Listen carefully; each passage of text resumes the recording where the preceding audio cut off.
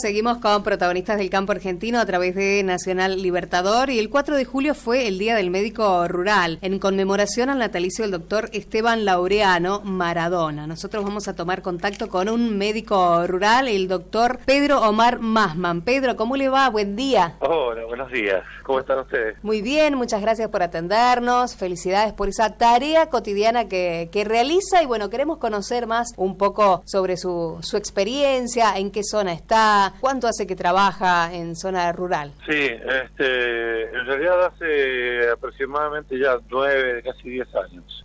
Es un trabajo que realizo en el sur de la provincia, que abarcaría parte de San Rafael y Malargüe, especialmente Malargüe. En una zona que habitualmente se la denomina zona del secano, porque digamos está alejada digamos de los principales ríos. Y bueno, ahí tenemos una población digamos que hace digamos milenaria, digamos, de gente digamos que viene hace muchos años viviendo ahí, que son familias de muchas décadas, digo, ¿cierto? Pero la ocupación de esas tierras digamos siempre estuvo antiguamente poblada por indígenas y ahora digamos están estos pasteros con los que trabajamos habitualmente. Y por lo que hemos visto en algunas fotos, gente de edad, ¿no? Sí, en realidad la población es bastante añosa, la gente que habita principalmente ahora esos lugares, porque hay una tendencia digamos de emigrar por parte de los jóvenes a los centros digamos urbanos para buscar más oportunidades de trabajo. Claro. Porque la tarea digamos el puestero digamos de alguna manera se ha ido con el pasar del tiempo se ha ido degradando, porque esa tarea, ese trabajo digamos un trabajo básicamente está en el circuito informal, digamos, no hay un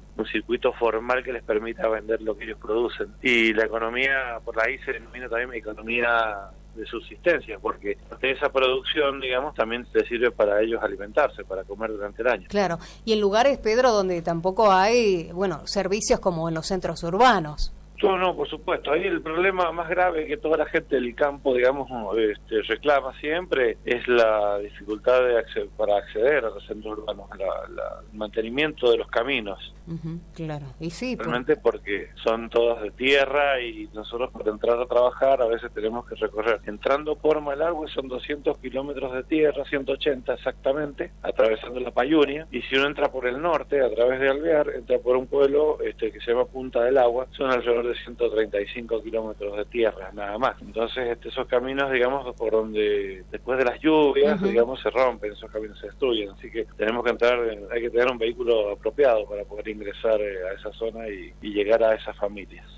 ¿Y cuál ha sido su experiencia, ¿no? En estos 9 años, en una zona donde me imagino que hay necesidades, ¿no? Más allá de que uno intenta llegar con todo. Sí, eso es verdad. De todas formas, fíjese que también, aparte de llegar nosotros, también llegan los docentes, hay escuelas rurales y también la policía de Mendoza, que hace su tarea también ahí. Hay varios destacamentos, donde, bueno, ellos también intentan asistir a los pobladores. Trabajamos en conjunto nosotros muchas veces, no siempre, pero trabajamos muchas veces en conjunto con las escuelas y con la policía, porque bueno, en realidad es muy importante el apoyo de ellos, ¿no? La policía también pone sus vehículos, digamos, también a disposición si hay alguna urgencia para entrar al pie de un cerro, un lugar donde realmente la ambulancia, ni siquiera la ambulancia puede acceder. Claro. Entonces, las experiencias son diversas, algunas son maravillosas y otras, bueno, un poco desarrollando un poco de empatía con el vivir diario de la gente. Sí. Uno también, por ahí muchas veces se sufre a la par de la gente, ¿no? A ver, experiencias muchas veces también dadas por parte del equipo de salud, porque también no solamente la tarea la hago como médico solo, hay un enfermero, hay un chofer de una ambulancia y una herramienta interesantísima es tener personal capacitado como agentes sanitarios, que son por lo general personas que viven en el lugar y cuando llegamos nosotros, ellos nos cuentan lo que sucede y bueno, de esa manera nos piden que nos acerquemos especialmente a lugares con ellos. Claro, una tarea en conjunto, claro. Sí, ellos lo siguen, el agente sanitario de alguna manera va siguiendo a los pacientes, por decirlo, ¿no? No, es así, es como usted lo dice, el agente sanitario va a visitar periódicamente los puestos, a lo que ellos llaman rondas sanitarias, y a veces nosotros nos sumamos a la ronda sanitaria. Por ejemplo, en Malargüe nos destacaban un poco una tarea que desarrollamos hace unos años, donde hicimos una ronda sanitaria en el río Barrancas, que limita con Neuquén, varios kilómetros hacia la cordillera, y ahí armamos nuestros puestos con carpas y a través de la radio local avisamos, damos aviso de que vamos a estar en tal paraje, al lado de tal cerro, junto al río, y la gente a caballo en las veranadas se va acercando. Claro. Porque hay dos actividades interesantes por ahí que la gente lo ha escuchado, pero quizás no lo tiene muy bien claro, que es el tema del puestero que está en el lugar, que es más sedentario, y está el puestero de la cordillera, que es el transhumante. Que es el que en el verano traslada, digamos, todo el piño de cabras, lo traslada a las pasturas que están mucho más altas, pero son de mejor calidad. Y después, en el invierno, a eso le llaman veranada, y después en invierno bajan. Nosotros muchas veces, desde el área de Malargüe, se organizan rondas sanitarias donde vamos como médicos y agentes sanitarios y enfermeros y atendemos a los puesteros ahí en la cordillera, en el pie de la cordillera, y a veces internarse en la cordillera. Claro, qué experiencia. Esa tarea le dicen la veranada, le llaman los puesteros.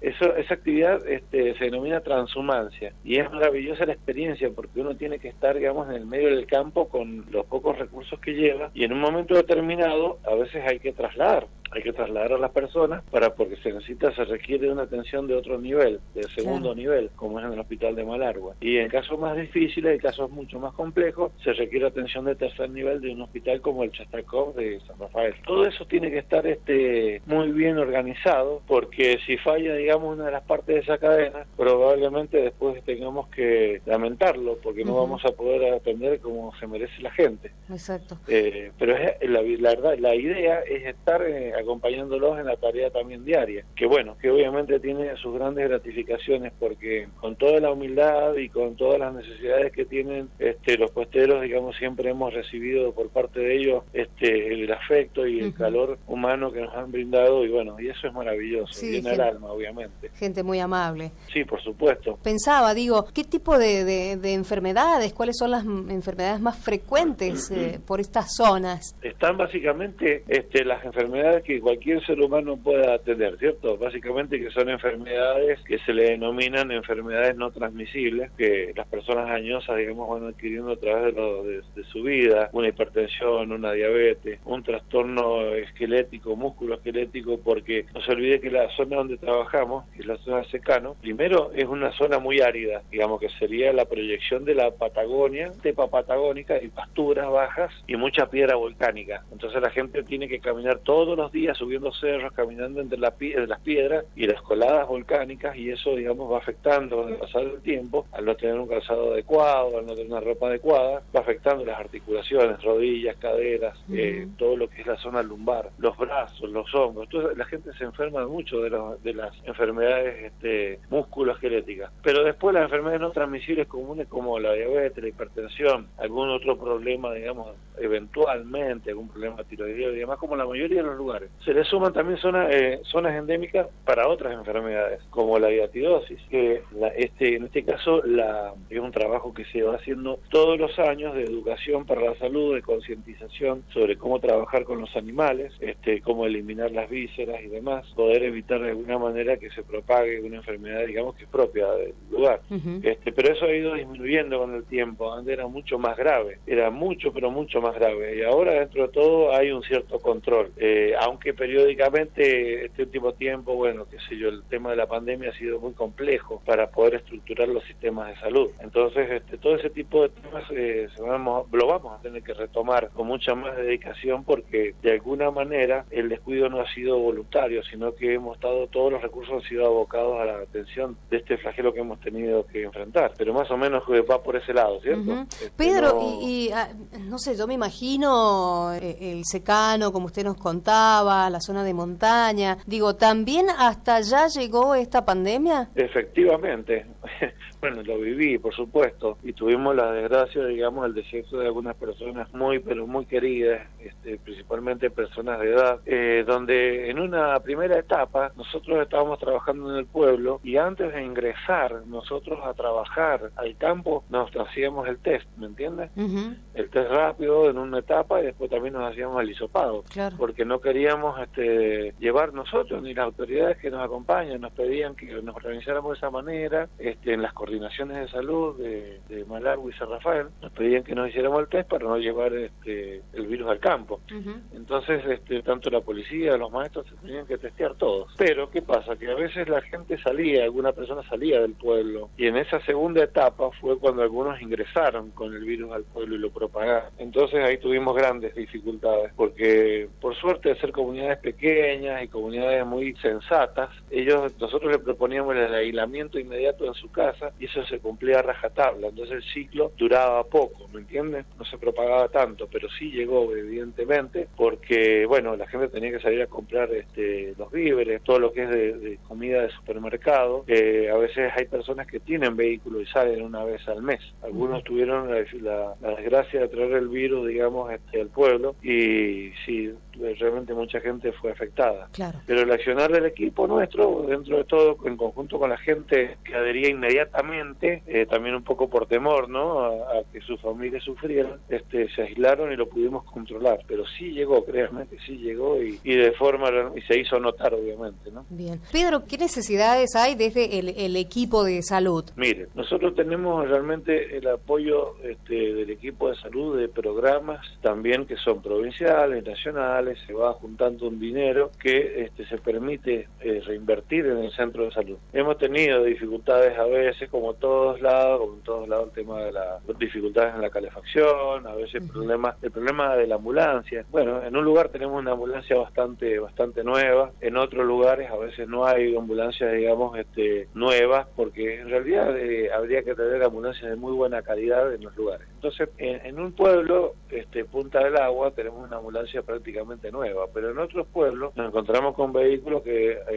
ha resultado muy dificultoso el mantenimiento, y como le decía, 200 kilómetros de tierra atravesando la Payunia, a veces se pone muy complejo realmente. Los choferes tienen que ser muy buenos conductores para cuidarlos. Sí, hay un desgaste, obviamente. ¿Qué le parece? Es tremendo, es tremendo. Hay que vivirlo, hay que ir, porque hay un lugar, uno de Malargüe puede atravesar la Payunia y llegar a Agua Escondida, hay alojamiento, la gente puede hacer turismo en el verano, después de octubre, noviembre, porque también van a encontrar los chivitos, que es el atractivo principal, y que para el cuestor es muy importante poder vender su producto. Es invitar a la gente también, transmitir esta idea, de que se puede ir a Malargüe y atravesar un paisaje hermoso donde hay una reserva, que no tiene que ir despacio porque si no atropella a los animales. Hay guanacos, hay que le llaman choiques, ñandú, ¿cierto? Hay que adaptarse a la flora y a la fauna del lugar, en realidad. Pero es maravilloso el lugar. Mire, hay una cadena volcánica de más de 200 volcanes que pertenecen al cinturón de fuego, y que ese lugar pareciera pintado, digamos, al óleo. Hay volcanes como el Maracara, que uno lo va a visitar con la familia. Bueno, hay lugares maravillosos para conocer nuestra Mendoza,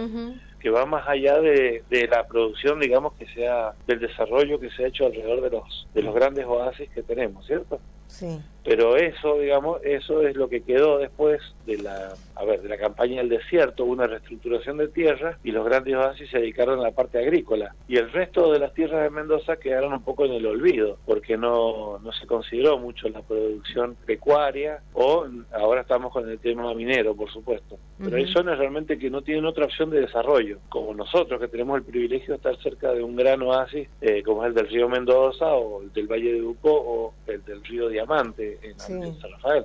Estas zonas, digamos, son más secas y no tienen otra posibilidad a la gente de desarrollarse. Por eso a veces creo que hay que profundizar algunos debates y definir el perfil no de una provincia entera, sino de algunas regiones que están sumamente olvidadas. Totalmente de acuerdo. Es así. La verdad que ha sido un placer escucharlo, Pedro. Le agradecemos que nos haya convidado de estos minutos de su tiempo aquí en Protagonistas del Campo Argentino, de alguna manera haciendo nuestros ojos allí en el sur, y nos imaginamos con qué ganas, ¿no? Con qué alegría lo espera la gente por esa zona. Así que muchas gracias y felicitaciones por esa tarea diaria. A usted y al equipo. Bueno, muchas gracias a usted. Gracias a usted por la nota. Yo vuelvo a insistir, que la gente vaya en el verano a visitar Agua Escondida. y Punta del Agua, que se guarden ese nombre, porque van a conocer lugares de Mendoza y a mendocinos que son personas extraordinarias y que necesitan de que vayamos, de que les reconozcamos su tarea, porque verdaderamente esa gente hace patria realmente, ¿no? Totalmente.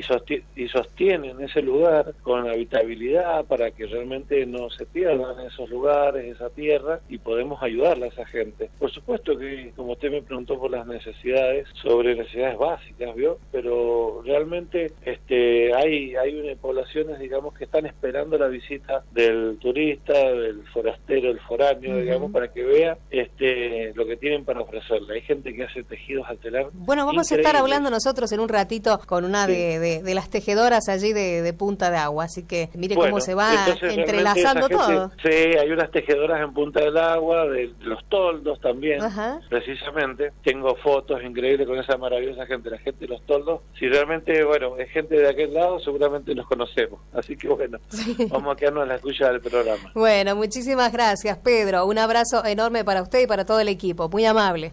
Igualmente, muy buenos días. Hasta luego. Hasta luego. Ustedes estaban escuchando al doctor Pedro Omar Massman, médico rural, contándonos su actividad. Protagonistas del campo argentino.